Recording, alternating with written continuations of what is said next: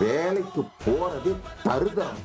வேலைக்கு போகணும்னு நினைக்கிறதே மிகப்பெரிய மோசமான லூசுத்தனமான தருதரம் முடிச்ச புத்திங்க. என் சீடர்கள் இன்னொருவருக்கு வேலை செய்யக்கூடாது, என் பக்தர்களுக்கு இது நான் அளிக்கும் குருவாக்கு. தூக்குமாட்டி தொங்கினா கூட 10 நிமிஷத்துல 5 நிமிஷத்துல உயிர் போயிடும்.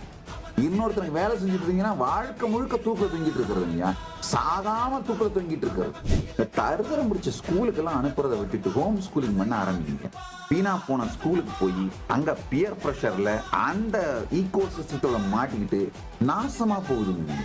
தேவாரம் திருவாசகம் படிச்சா வேலை கிடைக்கும். வேலை கிடைக்கிறது 2வது பட்சம், வாழ்க்கை கிடைக்குங்கய்யா.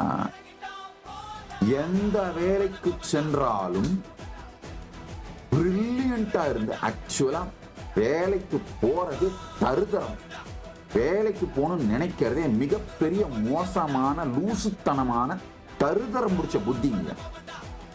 நம்முடைய வாழ்க்கையை நாம் உருவாக்கிக்க முடியுங்க. நீங்கள் உங்கள் கனவுகளை நிறைவேற்றுங்கள், இல்லை என்றால் வேறு எவனாவது உங்களை வேலைக்கு எடுத்து அவன் கனவை நிறைவேற்றி கொண்டிருப்பான்.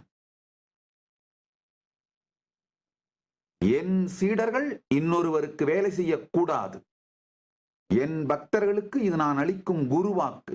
உங்க வாழ்க்கையை நீங்க பில்ட் பண்ணிக்க முடியுங்கய்யா. இந்த காலத்துல போய் இன்னொருத்தருக்கு வேலை செஞ்சுட்டு இருக்கிறதெல்லாம் என்ன சீப்பான 3rd ரேட்டான அவுடேட்டட் லைஃப் ஸ்டைலு. தூக்குமாட்டி தொங்கினா கூட 10 நிமிஷத்துல 5 நிமிஷத்துல உயிர் போயிடும்.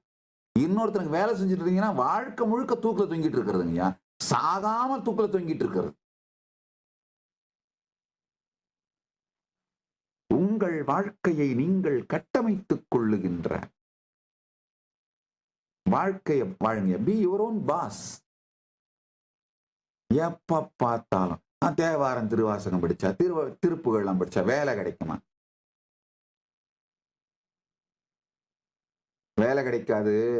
ஆயிரக்கணக்கான பேருக்கு வேலை கொடுக்கிற ஒரு நாடை செஞ்சு வைப்ப. அதான் ஆயிரக்கணக்கான பேருக்கு வேலை கொடுக்கிற ஒரு ஆர்கனைசேஷன் பண்ணி வைப்ப, ஒரு நாட்டை செஞ்சு வைப்ப. நல்லா புரிஞ்சுக்கோங்க. நீங்க நாசமா போயிருந்தாலும் பரவாயில்ல, போயிட்டு போகுது. உங்க குழந்தைங்களுக்கு சின்ன வயசுல இருந்தே கொஞ்சம் தேவாரம் திருவாசகம் உபனிஷத் சூக்தங்கள் மெமரைஸ் பண்ண வைங்க.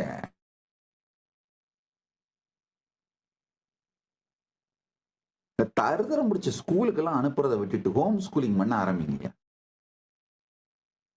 வீணா போன ஸ்கூலுக்கு போய் அங்க பியர் பிரஷர்ல அந்த ஈகோ சிஸ்டத்துல மாட்டிக்கிட்டு இந்த பசங்க அதே மாதிரி